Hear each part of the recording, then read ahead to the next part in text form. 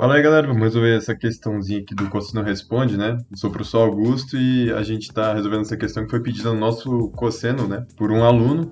E vocês podem fazer a mesma coisa, indo ou no nosso Discord ou no nosso canal no YouTube, colocando lá nos comentários alguma dúvida e a gente vai tentar resolver para vocês. Cola lá e a gente tenta ajudar vocês. Então, essa questãozinha aqui é do IME, né? E é de 2007. É bem interessante porque ela analisa as propriedades periódicas da tabela periódica, né? De uma forma interessante. Porque ele pega a tabela, não a tabela normal, mas a de Mendeleev, né? Então você tem que saber algumas propriedades da tabela periódica para comparar com a de Mendeleev, né? Ele fala assim, ó, na tentativa de relacionar os elementos conhecidos com suas propriedades químicas, Dmitry Ivanovich Mendeleev percebeu que ao listá-los na ordem das massas atômicas, as suas propriedades se repetiam numa série de intervalos periódicos. A gente vai ter que ver que intervalos são esses, né? Então, ele pede assim, considerando a região destacada dessa tabela diferenciada aqui, né? A região destacada desse retângulo vazado aqui, é, ele pede para esboçar um gráfico de variação do raio atômico em função da massa atômica e verificar se o raio atômico é uma propriedade periódica ou não. Então, galera, vamos pegar uma tabela periódica de verdade, né, para a gente lembrar de como é a propriedade periódica do raio, né? Como ela funciona ao longo da tabela periódica. Então, seguinte, vamos pegar aqui essa tabela periódica normalzinha, né? Então, como é que você mede um raio atômico, né, normalmente? Você pega aqui, por exemplo, dois átomos aqui, e você mede essa distânciazinha aqui, ó. Essa distância aqui, ela vai, às vezes tem uma interseção aqui entre os orbitais, né, as camadas eletrônicas dos átomos, e o raio fica um pouco menor, né, porque a gente está medindo essa distância. Por isso, os gases nobres são os que têm o maior raio, né, porque eles sempre estão sozinhos, então basta medir a distância normal, que não há interseção, né. Então eles geralmente têm os maiores raios. Seguinte, galera, como é que funciona o raio, né? Então, o raio, ele diminui da esquerda para a direita, diminui, e ele aumenta de cima para baixo. Por quê? Porque a adição de um próton é mais efetiva que a adição de um elétron. Então, se você está adicionando, por exemplo, aqui, ó, você está adicionando um elétron e um próton, mas ambos estão no mesmo orbital, né? No mesmo orbital eu digo o número nuclear principal, né? Então, conforme você vai adicionando os prótons têm um efeito maior sobre as camadas eletrônicas do que a de expandir, né? Quando você adiciona um elétron, ele tende a expandir também ao mesmo tempo, por causa da repulsão entre os elétrons e tudo mais. Mas quando você adiciona um próton, ele tem um efeito maior, ele acaba puxando mais a camada e ele diminui nesse caso aqui, ó. Então o flúor aqui é o menor de todos. O neon é maior porque, como eu havia explicado para vocês, né? E aqui ele aumenta porque você está aumentando o número de elétrons, os elétrons vão se repelindo, né? E assim a camada eletrônica fica bem maior. Então essa é a ordem que temos aqui. Então vamos lá ver isso aqui agora. Ele pede para esboçar um gráfico da função em função da variação, esboçar um gráfico da variação do raio atômico em função da massa atômica. Então vamos pegar aqui um gráfico, né? Vamos fazer um gráficozinho aqui. Temos aqui, primeiramente, vamos pegar o boro, né? Pegar o boro. Ele está aqui. Aí vem o carbono, né? Aqui vamos botar aqui seria massa atômica pelo raio, né? Então vamos chamar isso aqui de raio e isso aqui de massa atômica. Massa atômica. Então temos o boro aqui, primeiramente. O boro é maior que o carbono, aqui seria o massa atômica seria 11. É maior que o carbono está aqui. Carbono aqui, 12. Nitrogênio está aqui, 14. E aí vem o oxigênio, só que tem o oxigênio é um pouco maior que o nitrogênio, por um motivo que eu vou explicar daqui a pouco para vocês. E aí vem o flúor aqui, ó. Flúor com 19 de massa. Aí vamos desenhar aqui, ó. Tem assim o gráfico. Aí vamos agora pro próximo, né? Tem o alumínio. O alumínio é maior que o boro, né? Ele é da família do boro, mas ele tem massa maior, então ele tá aqui. Aí vem o silício, que é menor, pela aquela explicação que eu fiz, né? A gente olhando a tabela periódica. O silício está à direita do alumínio.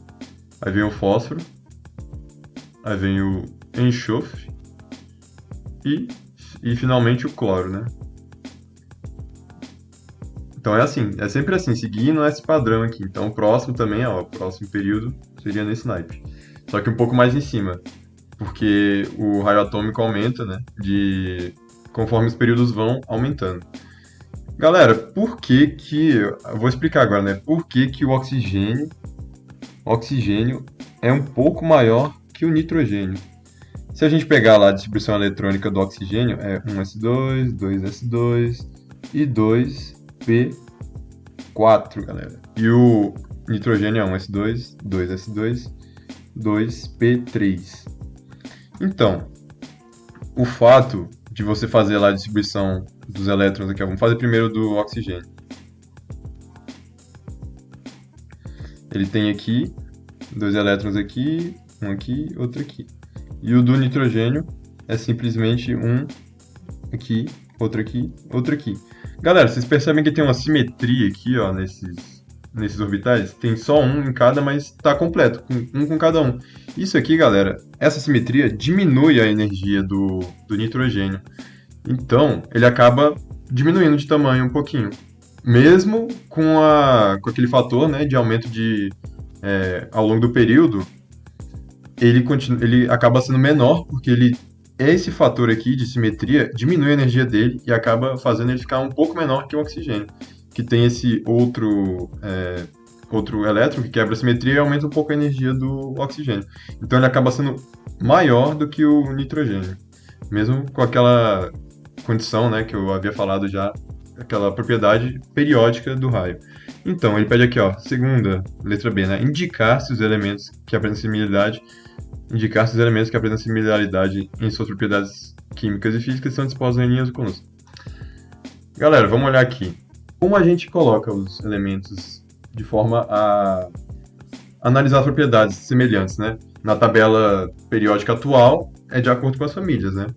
Então, o que a gente tem? A gente tem, ó, o carbono não é da mesma família do nitrogênio nem do boro. O silício é da mesma família que o carbono? Sim. E esse aqui, a gente não sabe. O boro é da mesma família do alumínio? Sim. Então eles estão aqui, ó, na mesma horizontal. Aqui temos o nitrogênio, que é da mesma família do fósforo, que é do mesmo desse aqui. E o oxigênio está na mesma do enxofre, que é do mesmo selênio, que é da mesma do telúrio. Então a gente pode observar aqui que as propriedades seguem tudo na horizontal.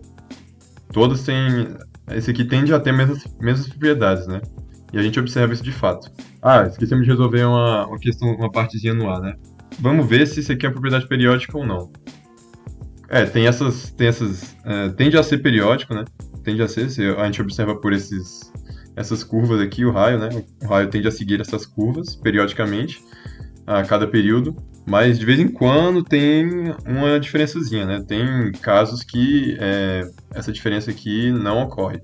Tem, por exemplo, também o do césio com o frâncio, que também o césio é um pouco maior do que o frâncio. Mesmo que o frâncio também não é muito bom de analisar, porque ele tem uma duração muito pouca, né? Então não tem muito estudo. Mas a gente pode ver que é periódico, mesmo tendo alguns casos que não segue, né? Então a gente pode falar que é periódico sim. E B, a gente já viu que é horizontal, vamos fazer a C. Determinar justificando se é polar ou apolar uma molécula hipotética do tipo AB3, onde A é o elemento de massa atômica 108 e B é o de 19. Massa atômica 19, a gente tem que o flúor é o elemento com massa atômica 19 e vamos ver aqui o de 68. Ó, 68 está na mesma do boro. Então ele tem as mesmas propriedades, né? Tem o mesmo número de elétrons de valência do boro e do alumínio, etc. Então a gente pode simplesmente fazer o AB3, seria, no caso, A e F3, onde A pode ser semelhante, né, ao boro. Vamos chamar de alumínio, na verdade. Vou botar alumínio aqui. Então a gente teria alumínio aqui, flúor, flúor e flúor. Lembrando que o alumínio, boro e esse elemento de massa atômica 108, que no caso é o galho, né? Todos têm 3 elétrons de... Aliás, isso, tem 3 elétrons de valência, né? Então, esse aqui, ó, ele vai ter... Ó, vamos desenhar aqui o galho, no caso, né? Que é o nosso elemento em questão. Ele vai ter um elétron aqui, outro elétron aqui e outro elétron aqui. E o flúor vai ter os 7 elétrons dele de valência, né? Que vai juntar aqui, vai juntar lá e vai juntar lá também, aqui, ó. Flúor aqui e flúor aqui. Galera, ó, tem uma força pra cá, tudo isso aqui é 120 graus. 120, 120, 120.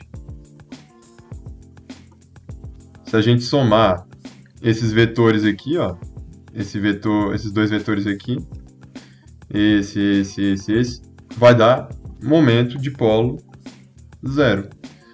Então a gente sabe que isso aqui é apolar, galera. Então matamos a questão. Então, mais uma vez, galera, se vocês tiverem alguma dúvida, tiverem interessados aí em vestibulares militares, o nosso YouTube, né, o Cossiano e o nosso Discord é muito interessante para vocês e vocês devem checar lá. Então é isso, galera, e até a próxima.